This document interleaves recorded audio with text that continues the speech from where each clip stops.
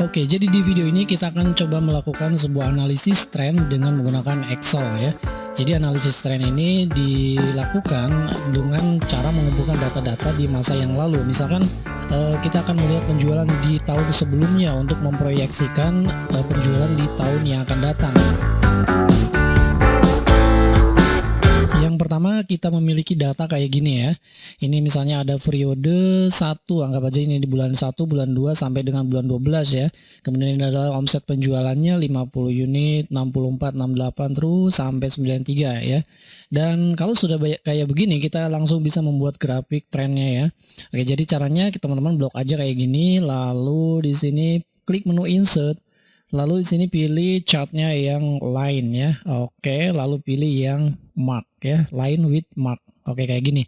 Dan kita sudah bisa membuat grafiknya. Ini grafiknya yaitu grafik garis ya, grafik garis dengan adanya mark kayak gini.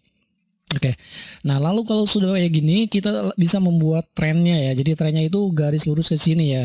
Apakah ini garisnya lurus ke atas, berarti ini setiap bulan itu ada kemajuan ya. Dan kita coba caranya yaitu klik aja dari sini, kemudian add chart element dari sini.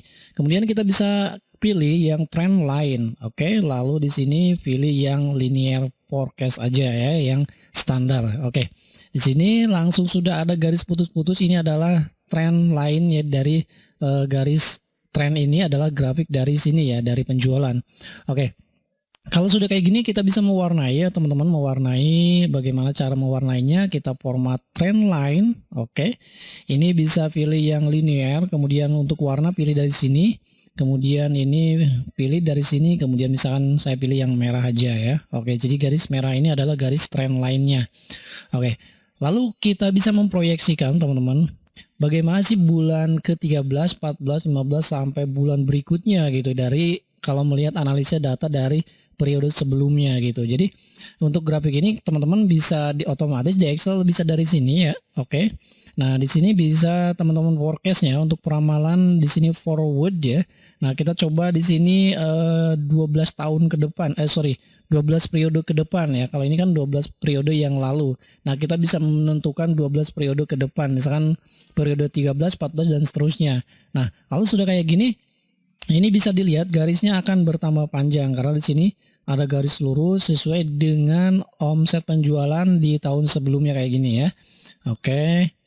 Nah, kalau sudah kayak gini, kita bisa menentukan atau bisa menampilkan di sini untuk forecast-nya, peramalannya yang nantinya bisa digunakan untuk formula menentukan berapa sih di periode ke-13, 14 dan seterusnya ya.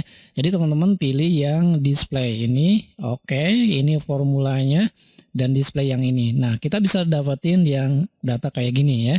Oke, kalau sudah kayak gini, ini adalah grafik trend line ya. Oke, misalkan grafik trend. Oke, kayak gini. Nah, kalau sudah ditemukan kayak gini formulanya, jadi teman-teman bisa menentukan di sini bulan periode ke-13, 14 sampai dengan 24 aja ya. Saya coba 24. Oke, kayak gini. Nah, untuk formulanya bagaimana menggunakan formulanya? Jadi teman-teman ada 3 cara yang digunakan. Yang pertama kita bisa menentukan dengan forecast ya. Di sini misalkan forecast. Iya, kayak gini. Ini adalah metode forecast. Kalau besar aja ya. Oke, forecast kayak gini. Nah, ini formulanya yaitu sangat sederhana, yaitu kita menentukan, bisa melihat atau memprediksikan di periode 13, 14 sampai dengan periode 24 dengan cara melihat grafik tabel yang ada di sini ya, atau di periode sebelumnya. Dan di sini formula yang harus teman-teman lakukan yaitu dengan forecast ya. Oke, yang ini. Nah, di sini adalah sintaknya X. X itu yaitu kita bisa menentukan yang ke sini ya, periode berikutnya yang pertama gitu. X itu adalah periode berikutnya yang pertama dari yang sebelumnya itu periode 12. Kemudian teman-teman di sini titik koma now YS di sini. Now YS itu yaitu kita bisa memblok antara penjualan ini ya dari sini. Oke. Lalu teman-teman kita kunci dengan F4. Kenapa? Karena nanti ini ditarik ya untuk periode 14, 15 dan sampai 20-nya. Maka kita kunci dengan F4. Lalu titik koma kembali di sini, dan kalau sudah kayak gini kita ambil periodenya di sini. Oke, blokasi di sini. Nah, kalau sudah kayak gini, teman-teman tinggal dikunci lagi ini dengan F4 lalu enter aja. Nah, kita bisa melihat bahwa di periode 13 itu diprediksikan akan menghasilkan penjualan sebanyak 100 ya. Kalau misalkan ini ada koma-komanya, teman-teman bisa dihilangin kayak gini ya. Oh sorry, yang ini. Nah, kayak gini. Kita bisa hilangin, yaitu untuk penjualan di periode 13 yaitu 100. Nah, bagaimana untuk periode 14, 15 dan seterusnya? Teman-teman tinggal tarik aja ke sini. Iya, oke. Nah, ini sudah bisa diprediksikan untuk periode-periode berikutnya 12 bulan ke depan ya. Oke. Jadi ada 100 di periode 14 dimungkinkan atau diprediksikan ada 104. Di periode 15 ada 107. Nah, ini dengan menggunakan forecast. Lalu bagaimana kalau misalnya kita akan menggunakan fungsi trend ya. Jadi fungsi trend ini sama kayak gini, trend. Oke. Nah, trend di sini ada now YS. Now YS itu kita ambil yang ini ya, penjualan. Oke, dan di sini tidak usah dikunci ya karena kita menggunakan fungsi trend. Oke. Lalu teman-teman titik koma di sini now XS-nya yaitu XS ya.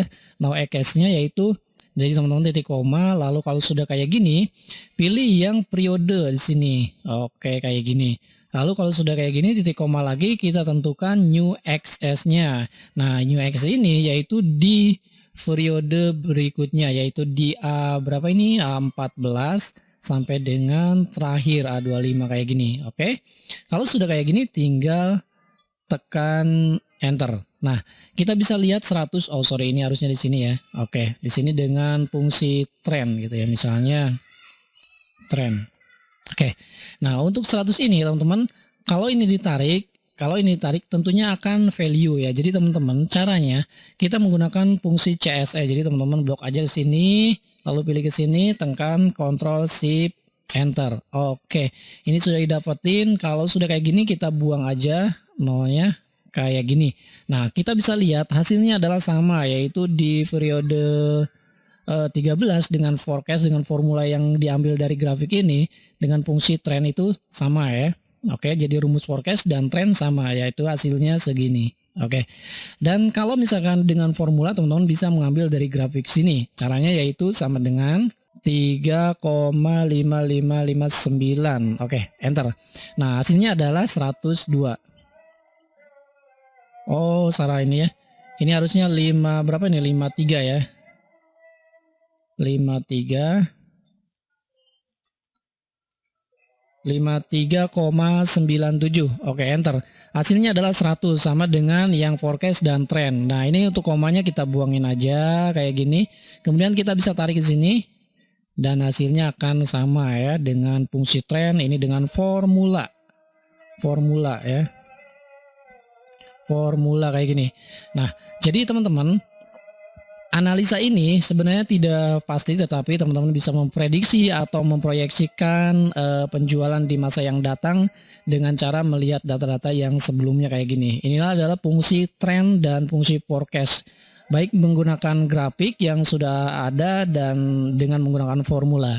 Oke, ini aja tutorial kali ini. Untuk lebih jelasnya mengenai forecast, trend di pengertian, kemudian keterangan-keterangannya, silakan pelajari lagi mengenai forecast dan trend. Mudah-mudahan video ini bermanfaat dan terima kasih telah menonton video ini. Sampai bertemu kembali di video berikutnya.